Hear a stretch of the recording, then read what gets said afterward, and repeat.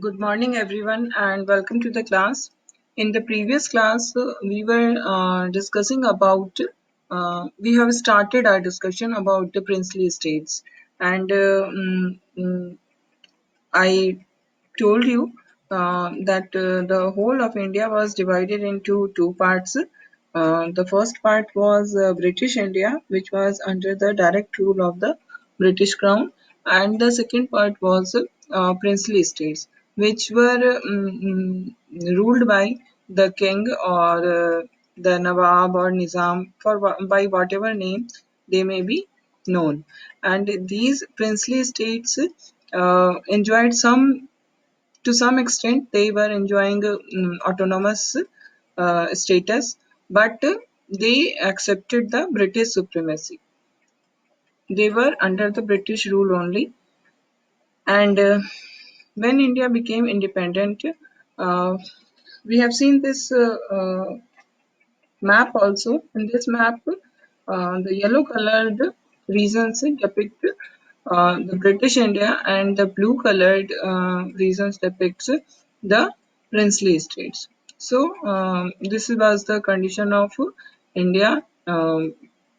One third part of the India belonged to this princely states. Okay, and the remaining two third was covered by British India.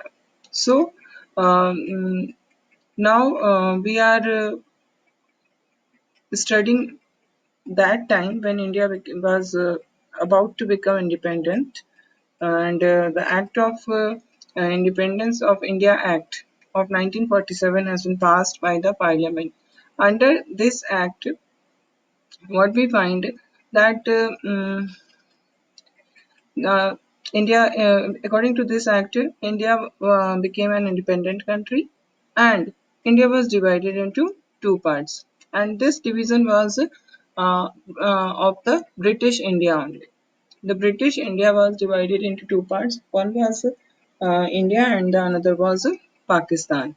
And the princely states, which were at that time 565 in number. You can see here it is written. It must be uh, you remember must you must remember this 565. Okay, the number of princely states was 565. In some books it is 563 also, but you have to follow the NCERT book only. So 565 is final for you.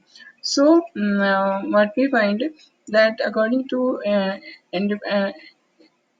India's Independence Act of 1947, British India was divided into two parts, India and Pakistan, and the princely states. These princely states were given complete freedom. In front of these princely states, three options were there.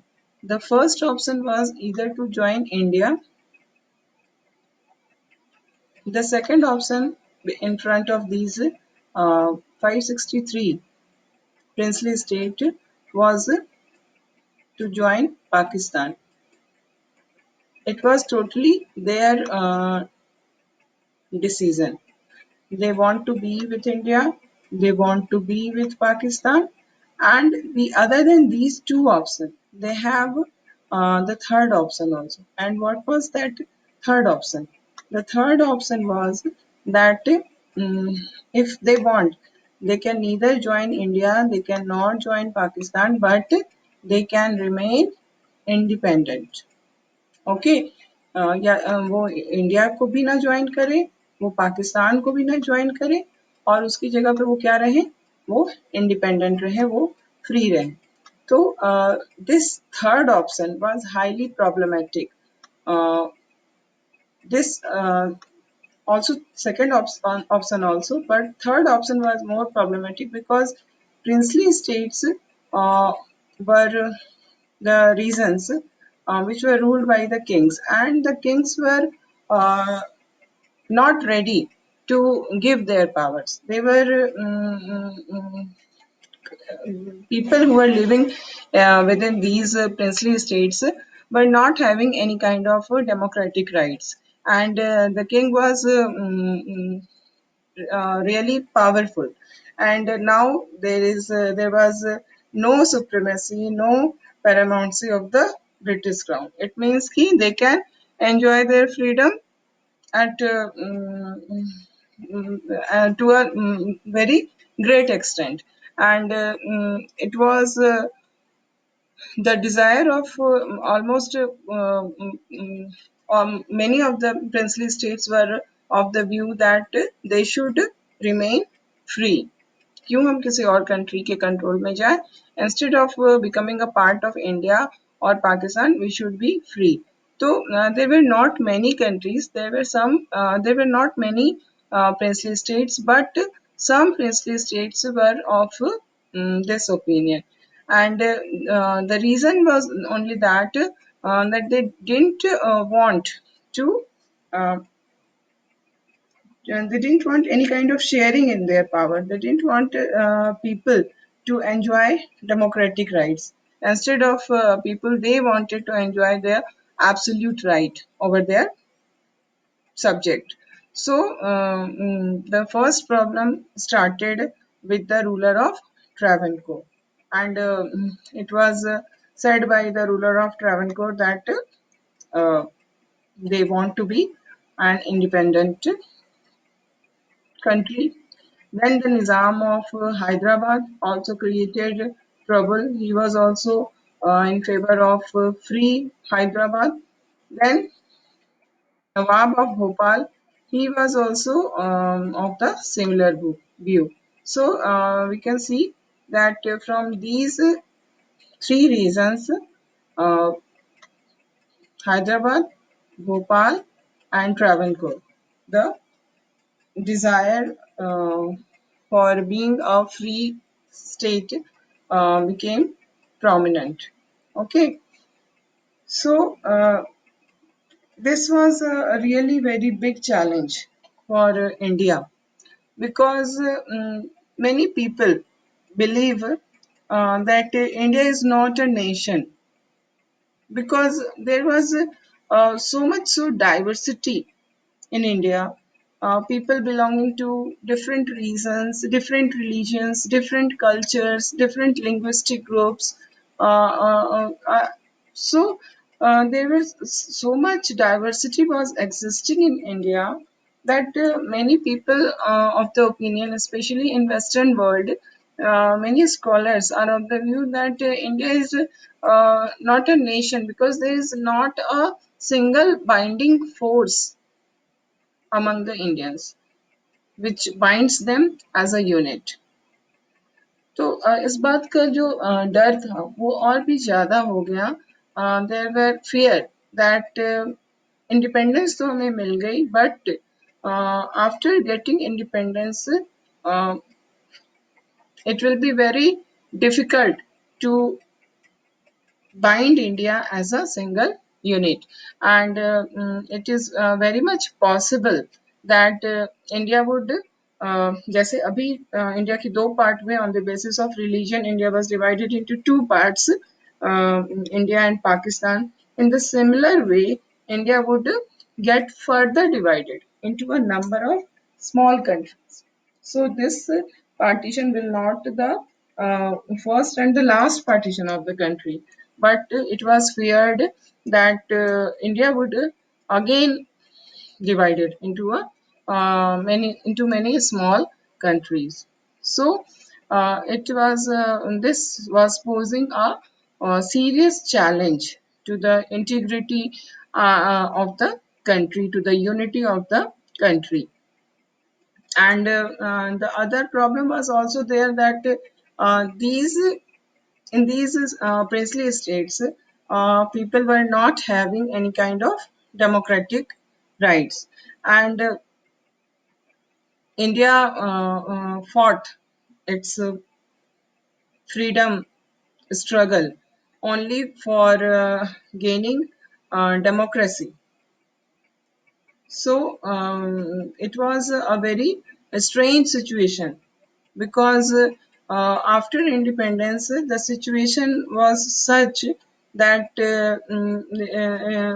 it was highly possible that India would again fragment into many smaller parts, and in these parts there will be rule of the kings, and these kings will never accept the democratic rights of the people.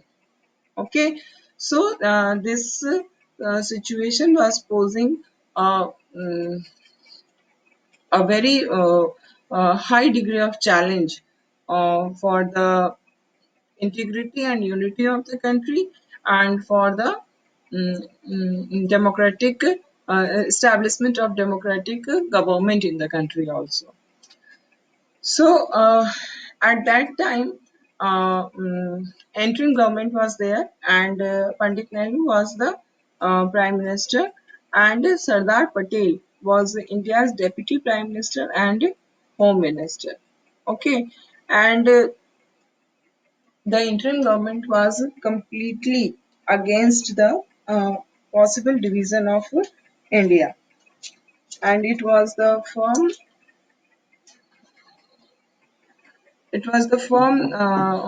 determination of the interim government to uh, integrate India into a single unit. And in this direction, the efforts of Sardar Patel was highly appreciable. It was only because of the effort of the Sardar Patel that today we are living in a unified India, and that is the reason the birth anniversary of Sardar Patel is now being celebrated as National Unity Day, Rashtriya Ekta Divas, because he was the person who used all kind of methods, diplomacy, negotiation. Even he used the force also in order to integrate these different princely states into India. And because of his effort only, we find that most of the princely states became part of Indian Union. At present, it may seem not so difficult for us, but in the situation which was prevailing at that time, it was a very complicated task, and Sardar Patel was very much successfully and skillfully did this job, and we can understand the situation by this, that in today's Odisha, at that time there were 26 small princely states, and in Saurashtra region of Gujarat, there were 14 big states and 119 small states. So it was a very tough task. It was a very complicated task which was accomplished by Sardar Patel. He used all his skills of persuasion, his skills of negotiation, and in this way he contributed his part in making India a single unit. And in this, the government was guided by three considerations. Okay, in this effort, the approach of the government was guided by three considerations. The first was that uh, the king, or the Nawab or the Nizam of the princely states wanted to be free, or some of them wanted to be with Pakistan also. But the people of most of the princely states wanted to be a part of the Indian Union. It was the desire of the people to be a part of India, because they were they were uh, attached with India only, and it was their desire to be in India only. So when the government was negotiating with the king, with the ruler of the princely states, the government always kept this in mind that the desire of the people is to be with India. Then, second thing was that the government was ready to be flexible in giving autonomy to some reason, because it's not a very hard and fast rule of integration. Uh, our government was completely ready that if in order to integrate any of the region we have to give them some kind of autonomy, we will give them, and that should not hinder the way of integration of these princely states.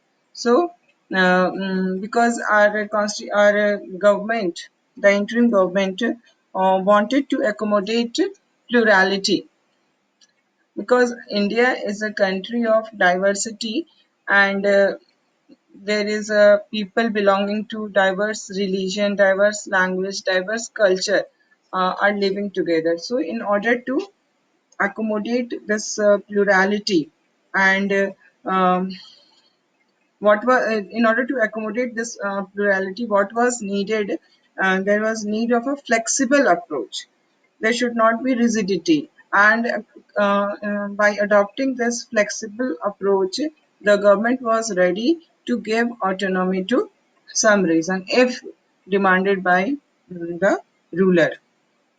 So in this way, this was the second approach, and the third approach was that India experienced partition, and now India does not want to be fragmented again. India want to consolidate its territorial boundaries, and that is of great importance for it. Now it does not want to lose any of its territory.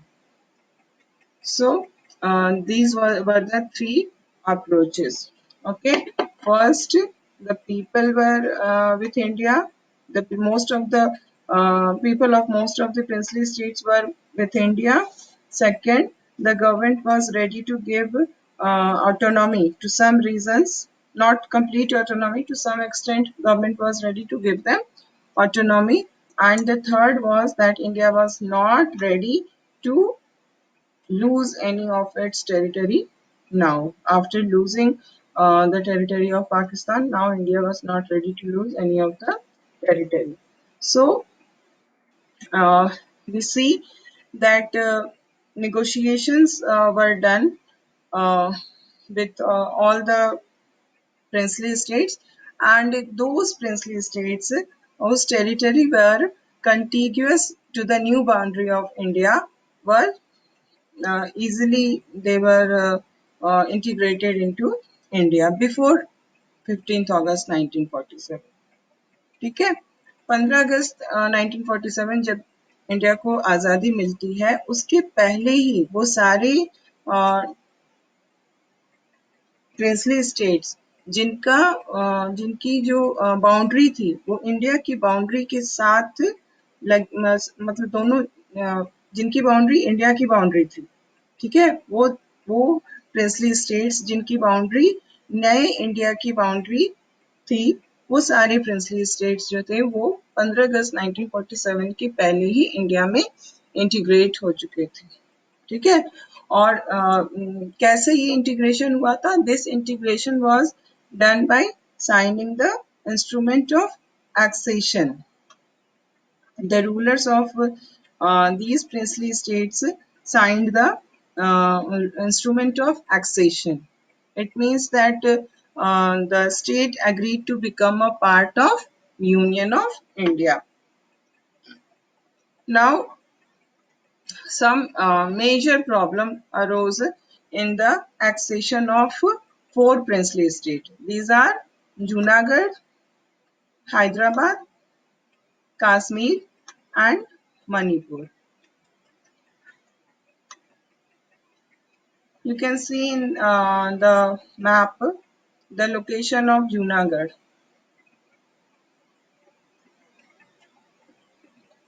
This is Junagadh.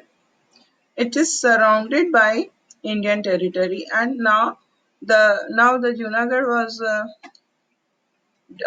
wanted. The prince, the king of the Junagadh, the ruler of the Junagadh, was of the opinion he wanted to be a part of Pakistan.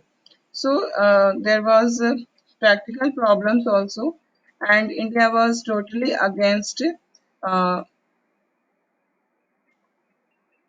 India was not ready to accept this because the people of Junagadh were also against becoming the part of the Pakistan. The people also wanted to be the part of India only. So we see that Junagadh created a lot of trouble in the process of integration, and it is also said that India had gone for uh, blockade. Also, it was blockade was done by India. Supplies of Junagadh was blocked by India, though officially India denied this. India never accepted that it had blocked the supplies to the Junagadh. So that is controversial. But uh, the matter could be resolved only by a plebiscite. A plebiscite was done there, and in this plebiscite, people give their confirmation that they want to be a part of India. And after this plebiscite, Junagadh became a part of India. Okay, so the matter of Junagadh is discussed. We have discussed it, and now there are three princely states are remained: Hyderabad, Kashmir, and Manipur. The issue of Kashmir, the whole complete issue of Kashmir uh, will be dealt with in the another chapter, and that is your chapter 8. Okay, so at present in this chapter we are not going to discuss the matter in detail. I'm just telling you in brief the problem which was associated with the integration of Kashmir. Kashmir was uh, uh, princely state which was ruled by a Hindu Raja. Okay, the king was Hindu, and the population was mixed. Hindu and Muslim population both were living there, and the king wanted to be a part of India, and uh, Pakistan wanted to make it its part, and there was this type of situation arose, and the Hindu king had to Maharaja Hari Singh.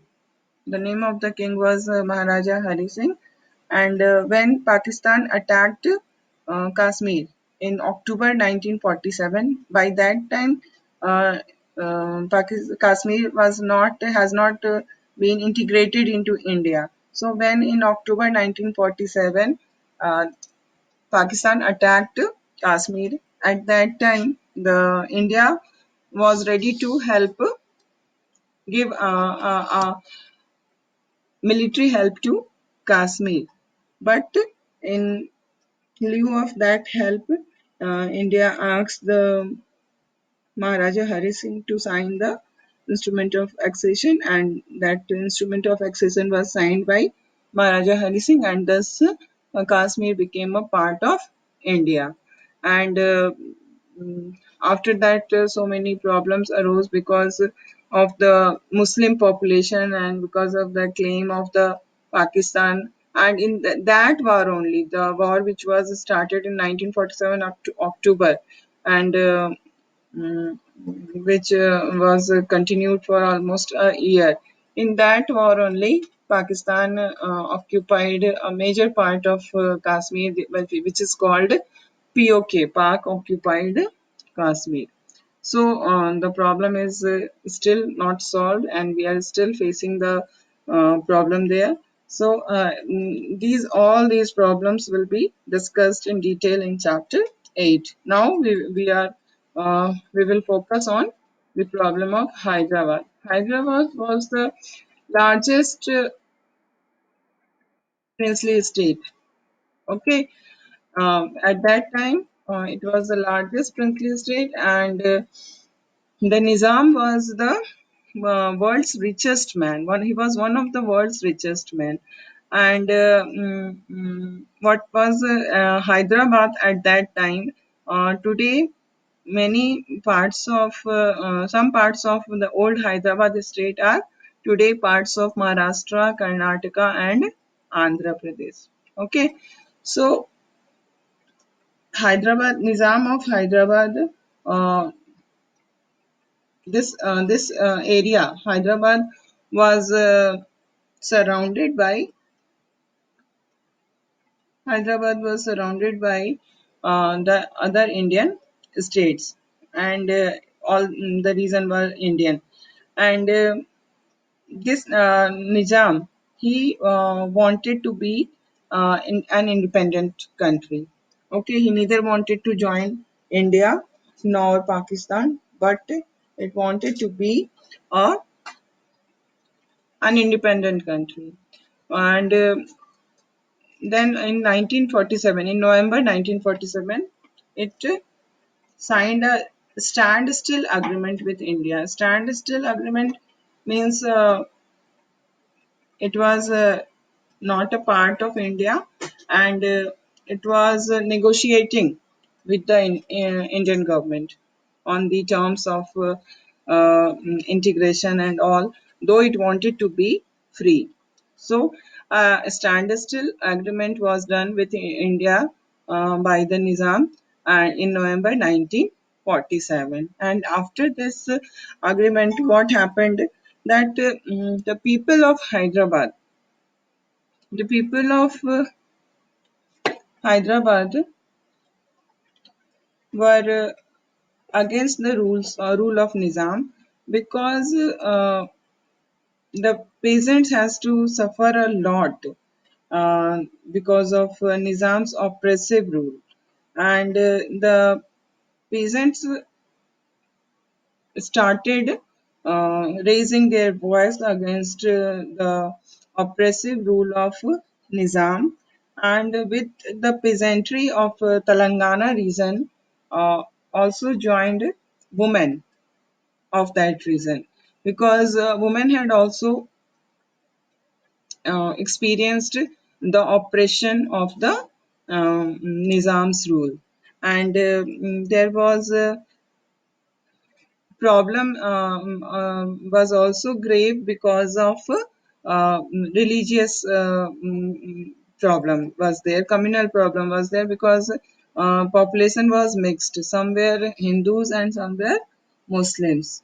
So in this what we see uh, when the peasants and the women started their struggle, started their type of movement against the rule of Nizam, what happened that the Nizam started to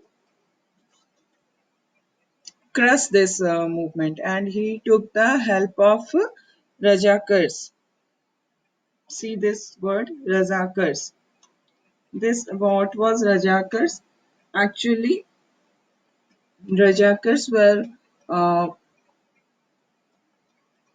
a type of army. It was a irregular army. It was a paramilitary force. Okay, it was a paramilitary force who were recruited from the Muslim aristocracy.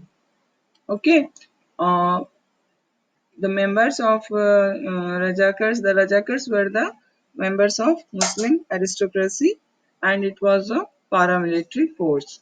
And these Rajakars started crushing the movement, and mm, atrocities were done against the people, and many people were murdered, raped, looted. All these things happened, and the target was the non-Muslims. So the situation became very grim in Hyderabad, and in this situation, the central government had to intervene. The government of India had to intervene in the matter, and it government of India sent its army to tackle the situation, and then the army of India tackled the situation. There was so many violence occurred, so many people were died in this military operations. And lastly, in September 1948, Indian Army controlled the Nizam forces, and after a few days of fighting, the Nizam had to surrender. And after his surrender, the Hyderabad became a part of India. So in this way, we can see that the mm, princely state of Hyderabad posed a mm, great challenge for India. Now we will discuss this Manipur, and it will be discussed tomorrow.